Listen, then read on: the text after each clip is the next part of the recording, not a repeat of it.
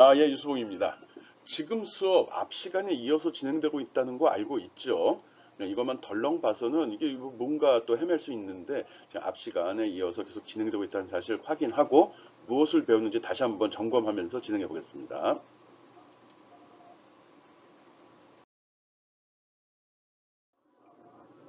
예, 우리 지난주에 자바스크립트가 무엇인지 또 그걸 어떻게 구성되어 있는지 웹페이지에 어떻게 삽입하는지 등에 관련된 이야기들을 했고요. 이번 주에는 여기 두껍게 처리되어 있는 이 부분을 지금 설명을 하고 있습니다. 앞 시간에 자바스크립트의 연산자, 조건문, 반복문에 대한 설명을 했습니다. 굉장히 압축적으로 설명을 했고 중요한 요소들만 집중적으로 설명을 했기 때문에 아마 처음 접하는 친구들은 굉장히 혼란스럽고 너무 빨리 지나가서 뭘 했는지 모를 수도 있습니다. 뭐 그런 점도 미안하게 생각을 하는데 우리 수업이 전문 프로그래머를 양성하자 그걸 목표로 해서 좀 강의를 하는 게 아니라 웹페이지, 웹 문서, 웹 콘텐츠를 제작하는 데 있어서 필요한 구성 요소들을 학습하는 거거든요. 전공 아닙니다. 교양입니다. 그러다 보니까 다소 부족한 점이 있을 수 있고요. 또 내 설명이 너무 빠르게 진행될 수 있다는 점 좀 양해 바랍니다. 교양이기 때문에 교양 있는 사람들은 다 무슨 얘기인지 알 거라고 믿습니다. 그런 좀 주의해서 듣기 바라고요. 이번 시간에는 앞에서 배웠던 연산자 조건문 반복문을 다시 한번 정리 한번 하고 그다음 함수에 대해서 설명을 하도록 하겠습니다. 함수 더하기 수박 겉핥기 정도 수준으로 이거다 하고 끝내버릴 거거든요. 이제 그런 좀 미안하긴 하지만 이것만으로도 충분히 웹페이지라는 게 이런 거구나, 자바스크립트라는 게 이렇게 동작하는 거구나, 그 감은 잡을 수 있습니다. 그리고 필요하다면 간단한 것도 작성이 가능하거든요. 예, 좀 부족함이 있다는 걸 지금 전제로 달고 수업이 진행되고 있다는 거, 그것 때문에 지금 이야기를 하는 겁니다. 알았죠? 예, 내용 한번 살펴보도록 하겠습니다.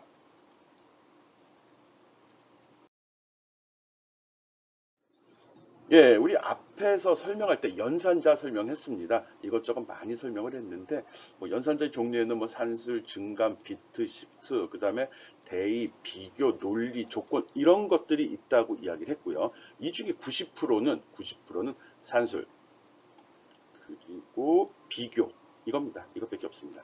나머지는 전체 10%를 차지하는데 10%도 안 될 거라고 믿습니다. 실질적으로는 거의 사용하지 않는 것들이고요.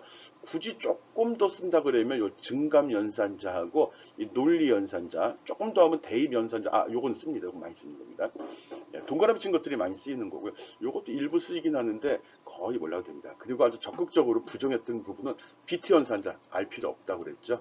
이게 전공자들도 잘 쓰지 않는 연산자들이고요. 요 사망 조건 연산자 같은 경우는 실질적으로는 거의 쓰질 않습니다. 귀찮아서 그런 거죠.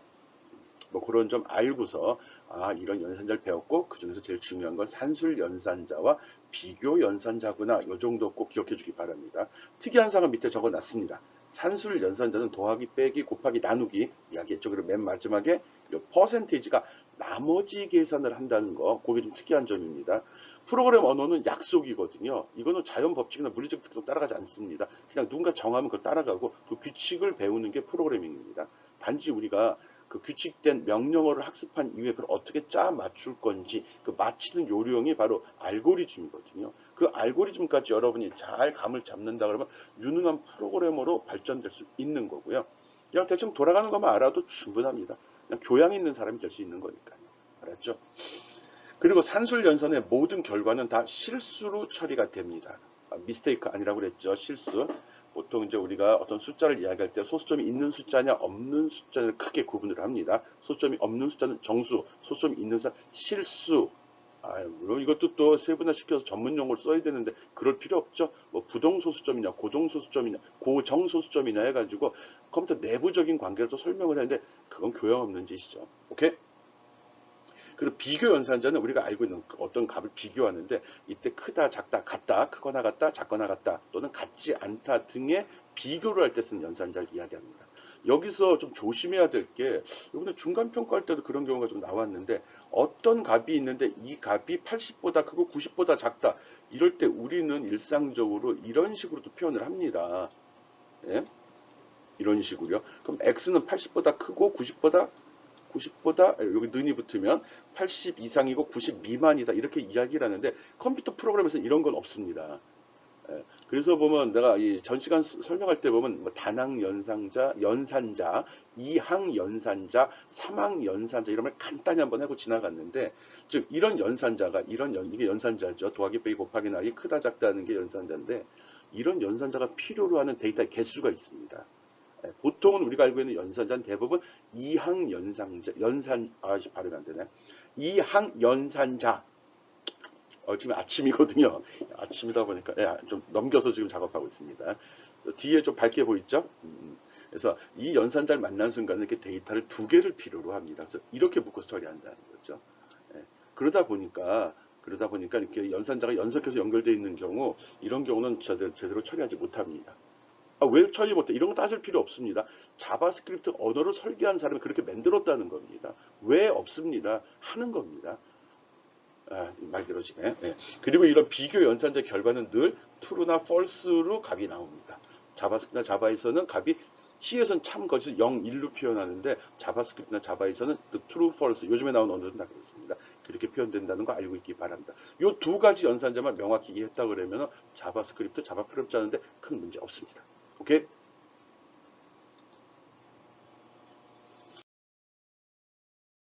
그리고 일상생활에 잘 쓰지 않는 연산자 중에 문자 연산이라는 게 있습니다.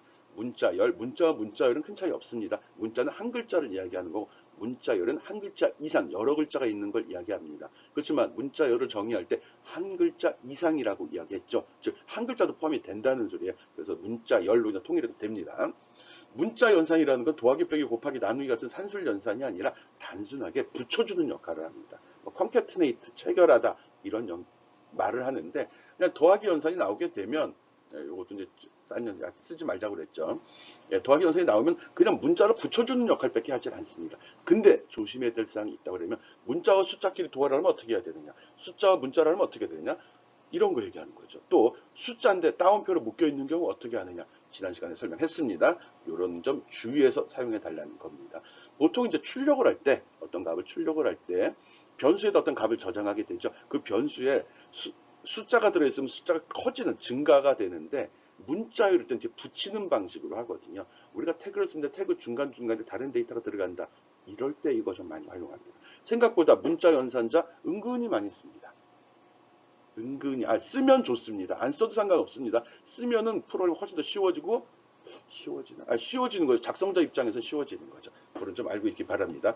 문자열도 비교 연산자 사용이 가능합니다. 문자열도 크기 비교를 할 수 있거든요. 근데 특이한 점이 있다면, 문자 연산자는 우리가 숫자를 할 때는 123하고 여기다 12 이걸 비교할 때 보면 이 전체 크기를 비교하죠. 그렇지만 이게 문자로 들어가게 되면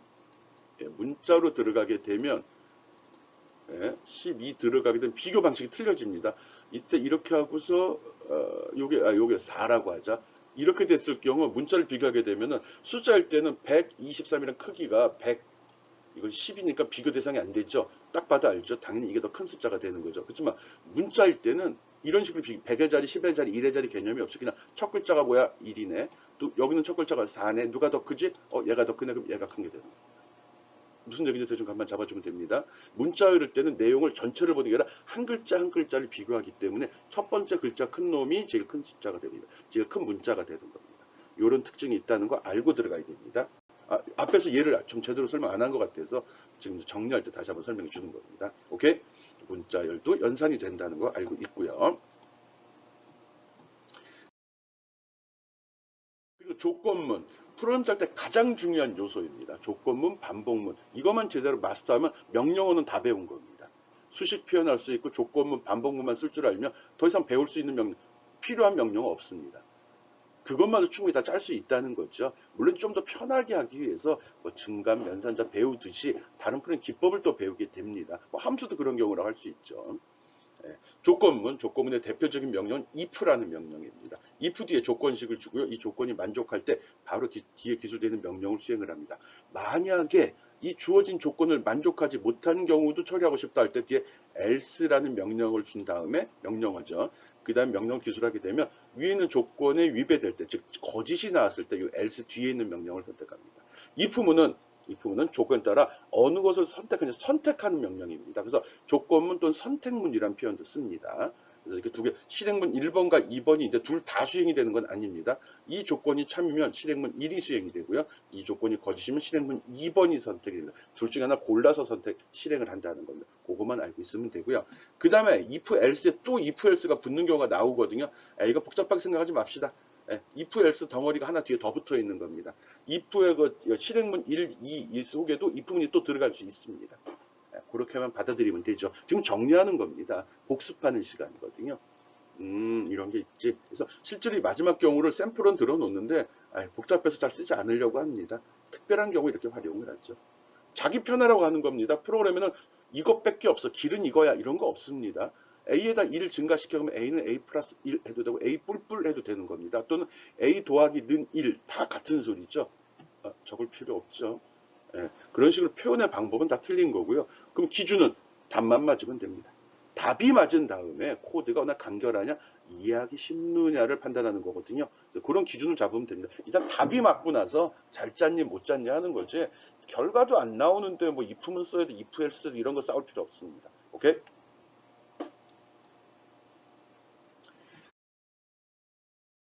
예, 두 번째 조건문은 스위치 케이스문입니다. 스위치 케이스문. 스위치 케이스문은 if문하고 다른 점이 있다면, if문은 그냥 일반적인 비교할 때 많이 쓰고요. 스위치 케이스문은 한 변수에 대해서, 하나에 대해서 여러 가지 종류의 값을 비교할 때 주로 사용을 합니다.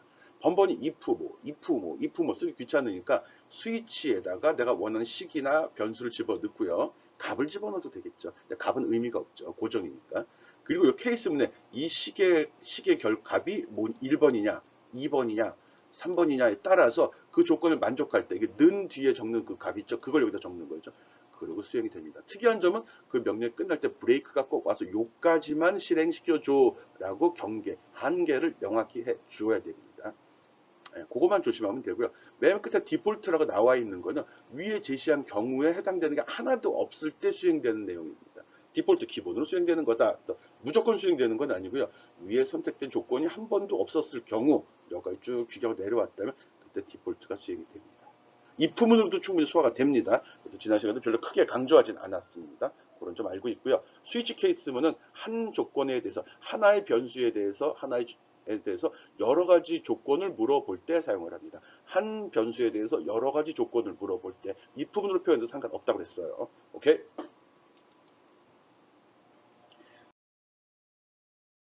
그 다음은 반복문입니다. 반복문 가장 중요한 겁니다. 조건문 다음 반복문인데, 반복문은 크게 봐서 세 가지 명령이 있습니다. 폼은, while문, doWhile문이 있거든요. 제일 중요합니다. 폼은 제일 중요합니다. 이걸로 모든 거 처리 가능하고요. 그리고 제일 복잡합니다. 그거만 조심하면 됩니다. 폼은 속에 뒤에는 가로가 나오는데 여기는 초기식, 조건식, 증감식을 집어넣도록 합니다. 뭐 책 쓰시는 분마다 좀 말은 달리하지만 의미는 동일합니다. 초기문, 또 초기치 이렇게 하기도 하고요. 조건식, 그리고 반복 후 작업. 이건 이제 이 동작에 중점을 줘서 이렇게 설명을 한 거고요. 실제는 증감식이 들어가는 겁니다. 같은 내용입니다. 똑같은 식을 적어놓고 그걸 부를 때 이거는 반복한 후에 수행되는 것이니까 반복 후 작업이라고 적어놓기도 하고요. 또는 이건 증감치를 설정하는 것 증감식이라고 적기도 합니다. 나는 일반적으로 증감식이라는 표현을 더 많이 씁니다. 그래서 기본적으로 이 위치 어떻게 된다는 걸 기억하고요. 세미콜론 여기 두 군데만 들어갑니다. 맨 끝에 안 들어간다는 거 조심해서 써야 됩니다. 그리고 이 조건을 만족할 때만 이 내용이 수행이 된다는 거. 모든 반복문은 조건을 만족할 때만 수행이 됩니다. 오케이? 그래서 반복문이 제일 중요한 폼은 설명했고요. 그 다음 두 번째로 중요한 반복문은 while문입니다. 여기까지는 그래도 제법 씁니다. 그래서 while문은 더 쉽습니다. while 뒤에 조건을 주고요. 이 조건을 만족하면 이 뒤에 있는 작업문, 반복문을 수행을 합니다. 아주 쉽죠. 이해 드러났죠? i가 10보다 작으면 이 내용이 수행이 되는 겁니다. if, 폼은 같이 초기치나 초기식이나 증감식을 주지 않아도 됩니다. 그렇지만 조심해야 될 거는 언젠가는 이 조건을 위배되는 사건이 발생이 돼야 되거든요. 빠져나가야 되거든요. 그래서 이 속에서 프로그램 작성하는 사람은 언제쯤 빠져나가는지 그 조건을 명확히 해 주어야 됩니다. 굳이 언제 포문을 쓰고 언제 while문을 쓰냐 물어보면 포문을 쓰는 경우는 반복 횟수가 명확한 경우, 반복 횟수가 정해져 있는 경우는 포문을 사용합니다. 그런데 그 조건이 반복 횟수가 아니라 조건인 경우는 while문을 씁니다. 횟수가 명확히 지정되어 있으면 포문, 그냥 조건으로 되어 있으면 while문을 씁니다. 물론 포문으로 그냥 해도 됩니다. 포문에서 이 초기치하고 증감식 지워버리고 while문에 조건식 집어넣고 해도 됩니다. 똑같이 수행이 됩니다. 근데 이건 이제 잘 쓰는 사람들이 변형해서 쓰는 거고, 예, 그래서 기준은 횟수가 지정되어 있으면 포문, 조건만 지정되어 있으면 while문 이렇게 기억해 주면 됩니다. 세 번째 반복문 한번 볼까요?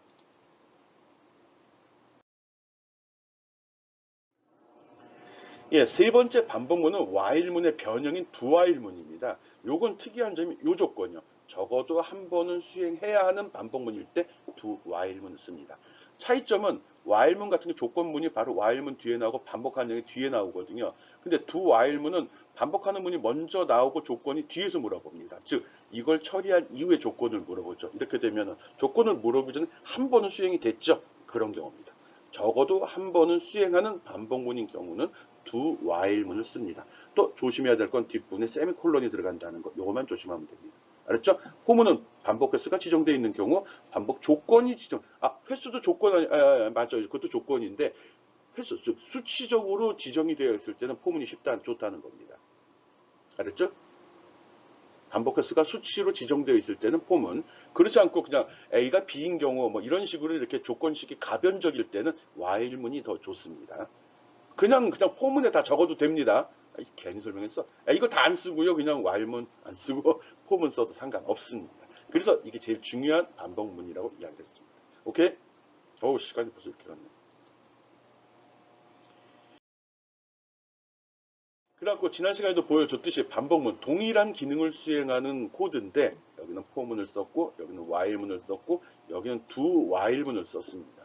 사용자가 프로그래머가 자기 취향대로 작업하면 되고요. 또 특이한 경우 아까 이야기했죠. 반복 횟수가 지정된 경우냐 조건만 주어진 경우냐 아니면 적어도 한 번을 수행하는 반복문이냐에 따라서 명령을 골라 쓰기도 합니다. 쓰기도라는 소리는 내 마음대로 골라도 된다고 그랬죠. 늘 얘기하듯이 결과만 맞다면 어느 명령을 써도 잘못된 거 아닙니다. 단지 잘 짠 명령어, 잘 짠 프로그램, 좋은 프로그램, 좋은 코딩 이런 이야기할 때는 좀 차별화가 되겠죠. 그렇지만 화면에 표시된 결과가 동일하다면 다 맞는 겁니다. 오케이? 차이점 확인하고 활용하기 바랍니다.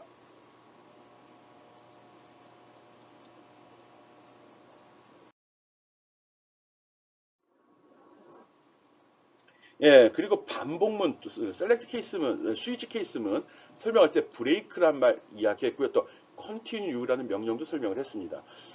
자주 쓰진 않습니다. 일반적으로 얘기했죠. 전공자들도 잘 안 쓴다고. 최근에 언제 썼냐고 물어보면 배운 후에 거의 안 쓴 경우가 많습니다. 브레이크문은 스위치 케이스문 말고는 실제로 잘 쓰진 않습니다. 순수 소프트웨어, 순수. 그런 경우입니다. 브레이크문을 만나는 순간에 반복문을 빠져나갑니다. 예? 그게 특징입니다. 반복문은 포문과 while문, do while문 있었죠. 다 마찬가지입니다.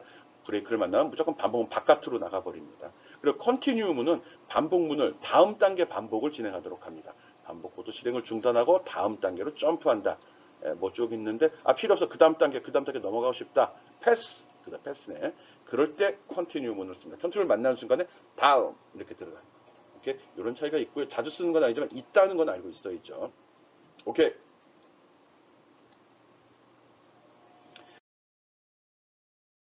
이제 본론인 함수, 오늘의 본론인 함수로 들어왔습니다. 함수 설명 깊게 안 할 겁니다. 아주 쉽게 할 겁니다. 개념만 잡고 이렇게 쓴다. 복잡하게 설명하기 시작하면 너무 어려워지고 너무 풀어있는 요소가 깊어지거든요. 그래서 여러분이 자바스크립트 웹 문서를 만드는 데 필요한 정도 수준까지만 설명을 하도록 하겠습니다. 보통 함수를 정할 때 펑션이란 말을 씁니다. 옛날에는 뭐 프로시저란 말도 썼는데 펑션 많이 설명해서 헷갈리죠. 우리는 펑션이라는 명령을 썼었습니다. 그리고 이 함수의 특징은 이름 뒤에 꼭 괄호가 이렇게 나온다는 겁니다. 보통 여기에 매개 변수라고 어떤 작업을 수행하는데 필요한 데이터를 여기다 표시를 해 주거든요. 그런 용도로 씁니다. 펑션 말 나오면 이건 함수구나. 잘못됐다. 여기 이름이 들어가는데 이런 시. 여기 이름 들어갑니다. 예. 그래서 실제는 함수를 선언할게 이 이름으로 그리고 이 이름으로 처리된 작업은 이런 값을 가지고 있어. 그리고 물론 뒤에 물결과 이렇게 나오겠죠. 실제로 함수 내용은 여기에 표시가 되는 거고요. 함수가 수행할 작업은 급하게 하다 보니까 다 빼먹었네. 근데 또 강조는 되는 것 같습니다. 실제로 강의 자료 보내하고는 강의 동영상을 본 사람하고 차별화되는 거죠. 오케이.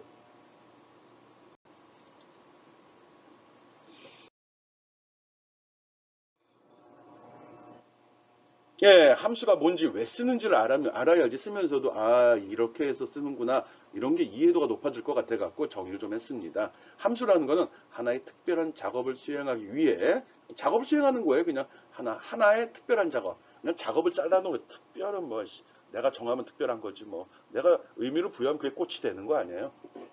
예. 그리고 이거를 독립적으로 작성한 프로그램. 요 말이 제일 중요한 거예요. 독립적. 즉, 외부의 영향을 받지 않는다는 겁니다. 외부의 영향을 받지 않고 지정된 작업만 수행하는 작은 프로그램. 이렇게 생각하면 됩니다. 일반적으로 데이터를 받아서 처리하고 그 결과를 반환하는 프로그램이라고도 합니다.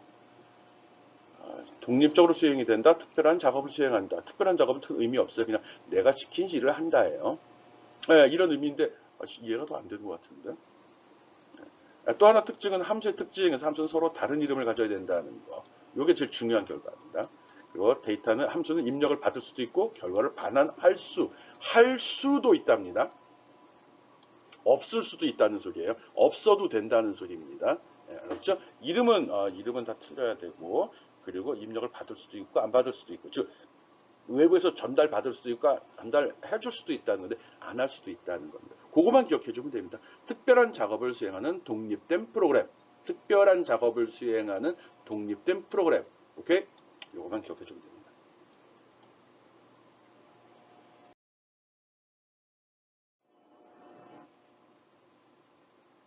예, 함수의 모양은 이렇게 생겼습니다. 뭐 기본적으로 특이하진 않네요. 펑션이란 말 나오고 함수 이름 준 다음에 이 괄호 속에는 전달받은 데이터가 있으면 변수명을 쭉 적어주는 겁니다. 변수명을 쭉 적어주면 외부에서 전달할 때 그 변수로 값이 들어가는 거거든요. 그리고 쭉 처리를 합니다. 그리고 돌려줄 값이 있으면 return이라는 명령을 써주고 돌려줄 값을 여기다 적어줍니다. 변수명을 적어도 되고 숫자를 적어도 상관이 없습니다. 돌려줄 게 없으면 안 적어도 됩니다. 만약에 요 속에 요 값이 없으면 받은 값도 없는 거고요. 이게 없으면 돌려줄 값도 없는 겁니다. 선택적으로 씁니다. 받은 게 없을 수도 있고 받은 게 있을 수도 있고 돌려줄 게 있을 수도 있고 돌려줄 게 없을 수도 있습니다. 사용자가 그 특별한 작업이 원하는 작업이 무엇이냐에 따라 사용자가 선택해서 씁니다. 프로그래머가 선택해서 사용을 합니다. 오케이? 돌려주는 값이 있을 때는 꼭 이런 식으로 돌려주는 값이 저장될 곳을 지정해 주어야 됩니다. 괄호 속에 적힌 거는 이거는 처음에 전달받는 값 add라는 함수가 이렇게 정의되어 있을 때 이때 10은 A로 20은 B로 들어가거든요. 이렇게 전달받은 값을 매개 변수라고 보통 이야기하고요. 여기서 얘기할 땐 인수고 여기서 매개 변수라고 합니다. 말장난인데 뭐. 그리고 돌려주는 값이 있을 때 return이라는 말을 쓰고 뒤에다 그 값을 적어줍니다. return이라는 말이 나오게 되면 꼭 이렇게 변수로 받아 주어야 됩니다. 오케이? 쉽습니다. 쉽다는 소리 다른 언어보다 간결하다는 겁니다. 함수의 모양은 어떻게 됐다? 함수, 펑션이라는 말을 꼭 써야 되는 거구나. 내가 이름을 지정하고 그리고 요 괄호 속에는 함수는 꼭 괄호가 있대. 선언할 때도 있었지만 부를 때도 있습니다. 부를 때도 거기다 데이터가 없어도 괄호는 해줘야 됩니다. 데이터가 없어도 괄호는 꼭 해줘야 됩니다. 뭐 자세한 거는 뭐 샘플 보면서 또 살펴보도록 하죠. 이게 또 쉽게 배우려고 하면 그냥 통짜로 외워버리면 됩니다. 이건 틀은 이거야. 그럼 끝입니다. 그 틀 범위 안에서 이름만 바꿔주면 됩니다. 오케이?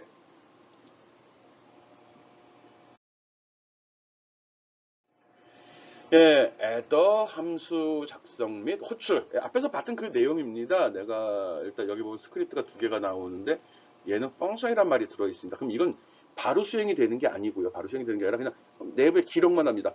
나중에 애더라는 걸 누가 부르면 요 내용을 수행할 거구나 라고 구분을 해 주는 겁니다. 오케이? 그냥 기억만 나고 빠지고요. 그리고서 쭉 와보니까 또 스크립트가 나왔네.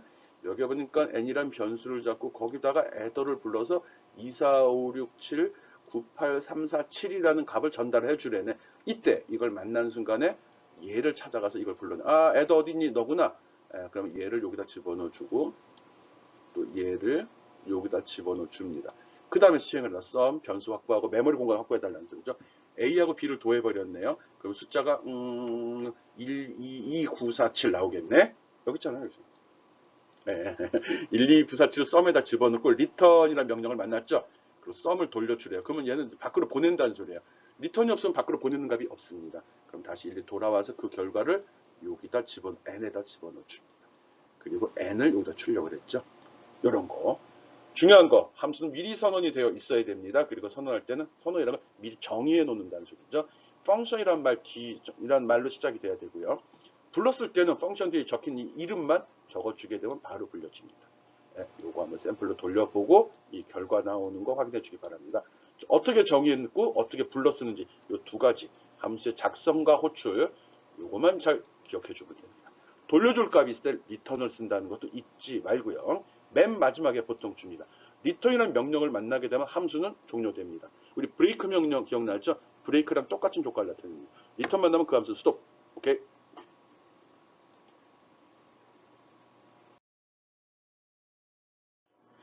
예, 그 밖에 자바스크립트에서 기본으로 제공되는 함수들이 있습니다. 그 밖에 자바스크립트에서 기본으로 제공되는 함수들이 있거든요. 기본적으로 제공되는 함수라는 거는 많은 사용자들이 이런 걸 쓰고 있는데 쓸 때마다 번번이 내가 만들어 쓰자니까 너 번거롭지 않니? 그래서 이 개발자들이 자바스크립트 개발한 사람들이 미리 만들어서 또는 자바스크립트를 많이 이용하는 교수님들이나 연구자들이 미리 만들어서 제공하는 것들입니다. 자바스크립트 언어 안에 포함이 되어 있다 이렇게 생각하면 됩니다. 이거 불러만 쓰면 되는 거죠. 많이 알면 편하게 할 수 있는 거고요. 그렇다고 미리 다 이거 외워놓을 필요는 없고요. 필요할 때 찾아서 쓰면 됩니다. 뭐 대표적인 자바스크립트 함수는 시스템 함수입니다. 또 라이브러리라고 해도 상관없고요. 예, evaluation 또는 pass int, 파싱한다. 그리고 is not a number라는 게 있습니다. 여기 있습니다. 적어놨습니다. evaluation은 어떤 걸 평가한다는 거거든요. 어떤 수식이 있을 때 수식의 결과를 단순히 계산만 하고 싶어요. 사용자 입력으로 수식을 받을 수도 있다는 거예요. 뭐 다른 언어에는 별로 들어있지 않은 특이한 그런 함수거든요.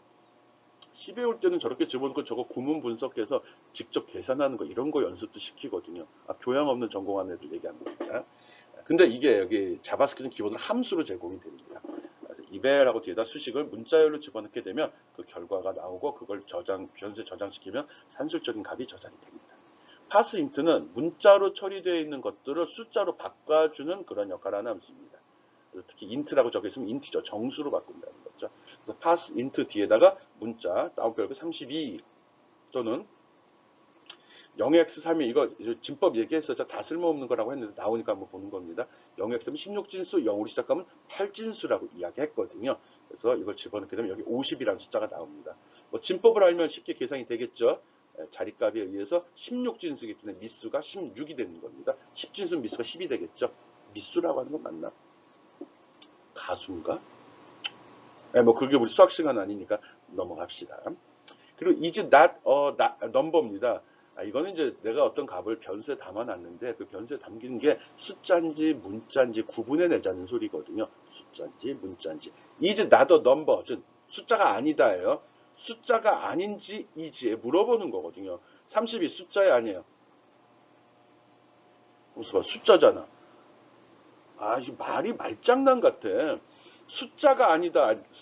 그건 문자란 소리잖아. 결론은 문자냐 이러면 되지. 문자냐에 문자냐 이지 캐릭터지 우리를 괴롭히려고 그런 겁니다. 이즈 나더 넘버 그러니까 헷갈리죠. 문자냐 이렇게 기억해 주면 됩니다. 30이 문자야 아니에요? 아니죠. 그래서 false 나옵니다. 따옴표를 묶었지만 32 이거 문자야 아니야. 따옴표로 묶이면 문자라고 했는데 얘는 따옴표로 묶인 숫자도 숫자로 인식을 해 줍니다. 풀어서 해서 중간에 알파벳이 들어가면 그건 문자열이 되겠죠. 이렇게 놓도 얘는 문자가 아니기 때문에 false라고 나옵니다. 이렇게 알파벳을 집어넣으면 그때 true 해갖고 참임을 나타냅니다. 언제 쓰냐고요? 뭐 별로 쓰지도 않고요. 그 프롬프트에서 입력을 받았을 때 그때 숫자 값을 꼭 입력을 받아야 된다 할 때 그때 사용하는 겁니다. 그런데 이거 말고 여기 is finity라는 게 있죠. 이거 쓰면 그냥 value가 숫자냐 발음은 이런 거 있는데 뭐 숫자냐 이거 물어보면 되죠. 굳이 문자가 숫자가 아니냐 물어볼 필요 없죠. 아까도 얘기했듯이 많은 함수를 알면 필요할 때 찾아보면 됩니다. 많은 함수를 알면 편하게 할 수도 있습니다. 오케이? 이런 함수 사용하면 됩니다. 필요할 때 쓰라고 그랬습니다. 이거는 대표적으로 좀 앞에서 쓴 적도 있는 거거든요. 그래서 설명을 했습니다. 필요하면 인터넷 검색해서 자바스크립트 내가 원하는 명령 문자를 확인한다, 숫자를 확인한다, 뭐 팩토리얼 계산을 한다 이런 거를 타이핑 바로 함수 제시합니다. 있으면 나오고 없으면 안 나오겠죠.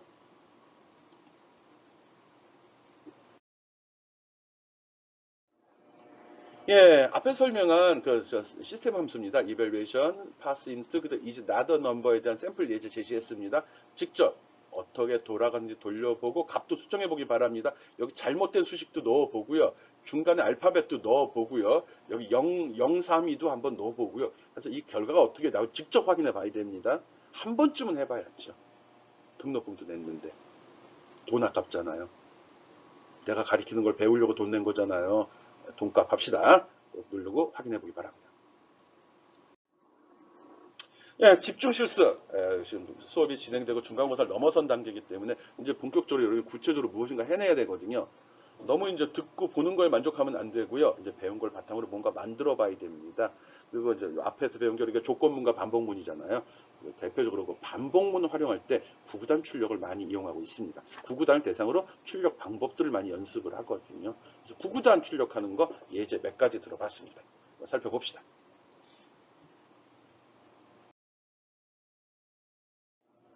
예, 지금 여기 예제 든 것들은 솔직히 내가 설명하는 게 큰 의미가 없습니다. 너무 쉽거든요. 여러분 직접 돌려보면 되는 겁니다.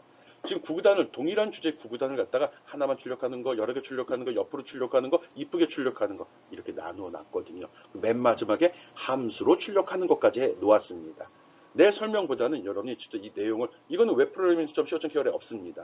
그러니까 직접 돌려보고 확인하기 바랍니다. 혹시 알아 기말고사도 될지. 예. 그래서 구구단 출력하는데 스크립트 부분 여기 있죠? 포라는 반복문을 이용해서 초기치, 조건, 증감치 주고서 이 내용을 반복시켜서 나오는 출력값입니다. 오, 잘 나와요. 그래서 반복문 다시 한번 확인하고요. 또 웹페이지 HTML 문서에다 자바스크립트 삽입하는 것도 다시 한번 확인해 보는 겁니다. 요게 단점 찾는 것도 중요하죠. 왜 숫자가 자리 맞춤이 안 돼 있지? 아씨, 오른쪽 정렬로 했으면 좋을 것 같은데 이런 부족함을 찾는 탐구 정신. 탐구 정신이야 이게 뭐 어쨌든 그 분석력 키워주기 바랍니다. 말이 점점 빨라지는데 마음이 급합니다. 빨리 끝나고 여러분 쉬게 해주려고 하거든요. 똑같은 구구단인데 이번에는 앞에 걸 좀 변형해서 썼습니다. 그래서 여러 줄 나오게 아까는 특정한 한 단만 나왔는데 여러 단 나오게 하는 거거든요. 이럴 땐 반복문을 2번 씁니다. 앞에는 몇 단인지 처리하는 거, 그 단 내에서 1부터 9까지 처리했죠. 즉 A는 앞에 몇 단인지를 제어하는 놈이고요. 1단, 2단, 3단 있죠. 그리고 B는 이 안에서 A가 1일 때 B는 1부터 9까지 돕니다. 요거. 예? 여기 또 돌았죠. A가 1일 때도 이만큼 돌고 A가 2일 때도 이만큼 돌고 A가 3일 때도 이만큼 돌죠. 그래서 이 속에 있습니다. 속에 들어있죠. 이렇게 처리하는 방법입니다.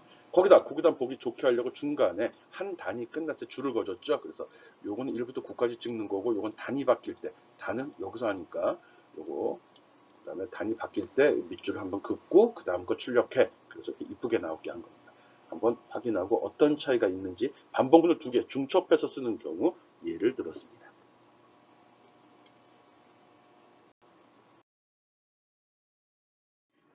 예, 다음은 아까 거의 그 변형 차이도 없는 겁니다. 그러면 구구단 옆으로 가도록 해봤습니다. 옆으로 찍도록 해본 거죠. 1단 쭉 옆으로, 2단 옆으로 쭉 그러겠죠. 차이점이 뭐죠?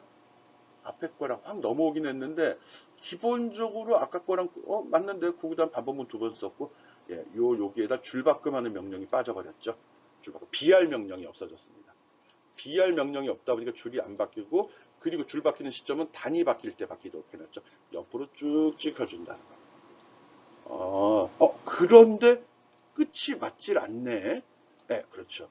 1단을 할 때는 두 자리 숫자가 결과값이 두 자리 숫자 하나도 없으니까 상관이 없는데 2단부터는 2, 5부터는 여기 결과값이 두 자리, 여기도 두 자리. 3단이면 3, 4부터 두 자리가 되다 보니까 글자 수가 틀리죠. HTML 문서에서는 빈칸이 하나 있든 10개 있든 100개 있든 1000개 있든 다 한 개로 봅니다. 빈칸이 하나나 둘이나 세 개나 네 개나 다섯 개나 다 한 개로 본다는 거죠. 내가 HTML 문서에 스페이스 드립다 타이핑 쳐봤자 실제로 웹 브라우저에는 표시가 안 된다는 겁니다. 한 개로만 표시된다는 거예요. 그런 것 때문에 옆으로 간다 할 때 세로로 줄이 안 맞는 저런 현상이 발생이 됩니다. 이럴 때 어떻게 처리해야 되죠? 머리 좀 씁시다. 앞부분에서 1부터 10까지 처리할 때 표 사용하는 거 설명했죠. 그리고 실제로 그렇게 해야지 웹 브라우저에 이쁘게 표현이 된다는 거예요. 왜 이런 일이 발생이 되죠? 이거는 꼭 자릿수 문제가 아니라 알파벳이 들어갈 때도 흔하게 발생이 됩니다. 우리가 어떤 문서를 편하게 보기, 이쁘게 보기 위해서 폰트를 사용을 하죠. 폰트 I자를 쓴 거하고 M자를 예를 들어 그 I자하고 M자는 가로폭이 완전히 틀리잖아요. 예, 이러다 보니까 똑같은 글씨를 하더라도 똑같은 글씨를 화면에 표시하더라도 이렇게 세로로 봤을 때는 정렬이 안 된 느낌이 나거든요. 예, 그런 것 때문에 표를 이용해서 틀을 짜고 틀에다 값을 하나씩 이렇게 집어넣게 되면 보기 좋게 나온다는 거. 오케이? 그걸 한번 적용해 보라는 거. 예, 일단 이렇게 나오는 게 확인이 됐으면, 이렇게 나오는 게 확인이 됐으면, 이거를 테이블로 어떻게 바꿀 수 있는지 고민해 보기 바랍니다. 오케이? 잠깐 멈추고 해보기 바랍니다. 멈추랭깐? 멈추고 해요, 멈추고. 아, 뒤에 답 나오는 건 알아가지고 또 기다리고 있는 것 같은데. 넘어가 봅시다.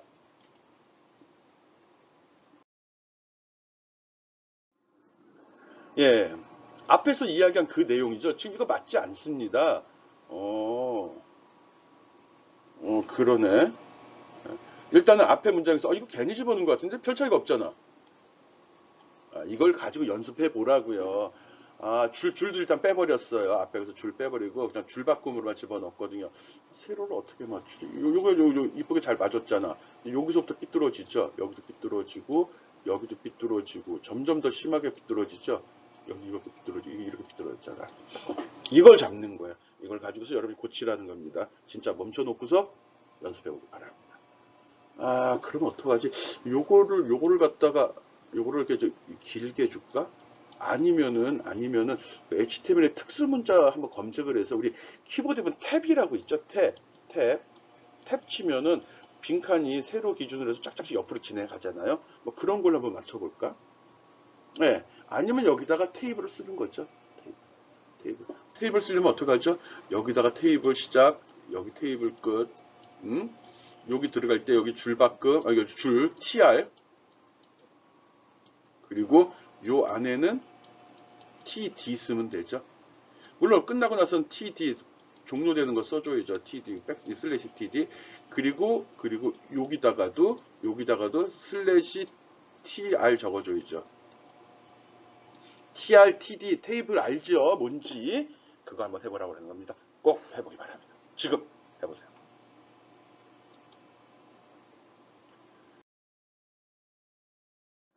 그렇죠. 여러분은 정상적인 학생들이기 때문에 그걸 직접 하지 않았을 거라고 나는 확신합니다. 그냥 놔두면 흘러가는 동영상을 굳이 멈추고 고생을 하는 학생은 없죠.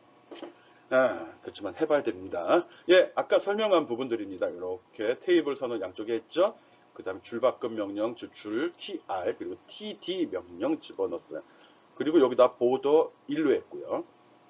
보더 1로 하고 얼라인 설정 안 했습니다. 이렇게 딱 했더니 이렇게 나왔습니다. 오, 보기 좋아. 직접 했어야 됩니다. 지금 어떻게 돌아가는지 원리 파악하고 나는 변형해 보기 바랍니다. 1단, 2단, 3단, 4단, 맞나? 맞나. 맞네. 아닌 것 같은데? 맞다. 예, 맞아요. 여기 보면 여기를 A, 여기 보면 어디 있냐? 여기 A, 여기 B 적고 여기 A 적었죠? 그리고 여기는 A 곱하기 B 적었죠? 요걸 갖다 순서를 바꿔서 한번 해봐요. 이렇게. A, B로 적어 놓고는 이 결과가 어떻게 변하는지 확인해 보기 바랍니다. 예, 이런 겁니다. 예, 프로그램이라는 거는 저게 A, B 순서를 어떻게 놨냐에 따라서 결과가 의미가 바뀌어 버립니다. 의미라는 게 큰 의미는 아니지만 구구단을 가로로 표현했냐 세로로 표현했냐 차이가 저 알파벳 A, B를 앞뒤로 바꿔놓은 정도 차이거든요. 꼭 바꾸어서 어떤 결과가 나오는지 확인해 보기 바랍니다. 오케이? 진짜로 해요. 과제로 낼 겁니다.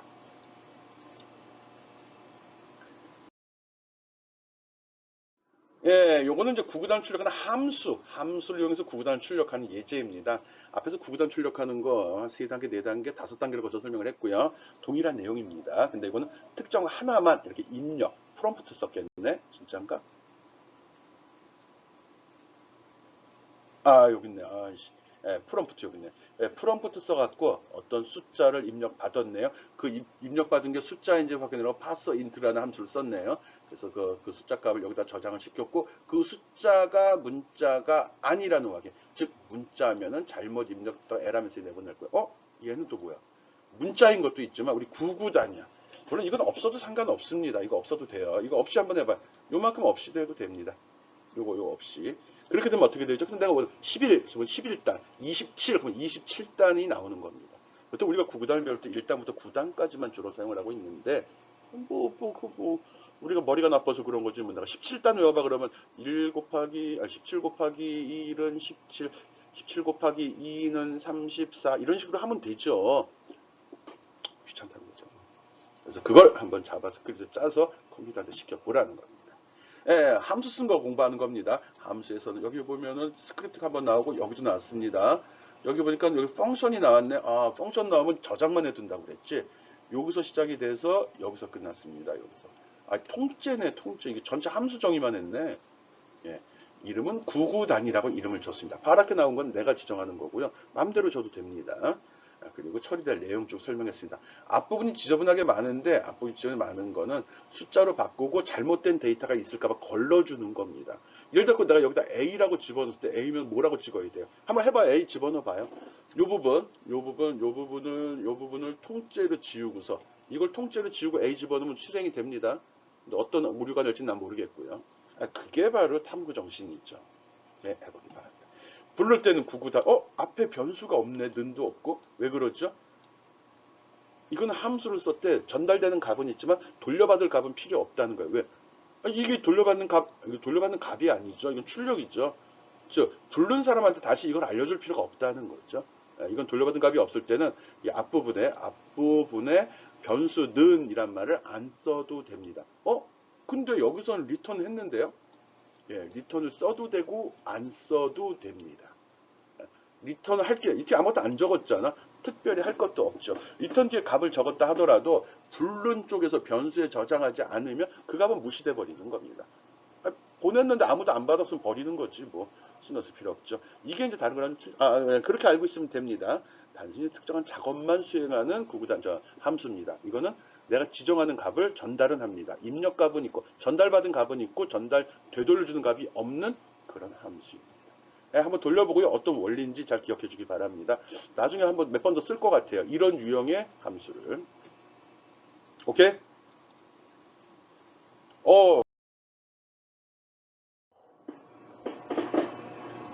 먼 길 돌아왔습니다. 가장 중요하고 어려운 과정을 단 2주 만에 독파했습니다.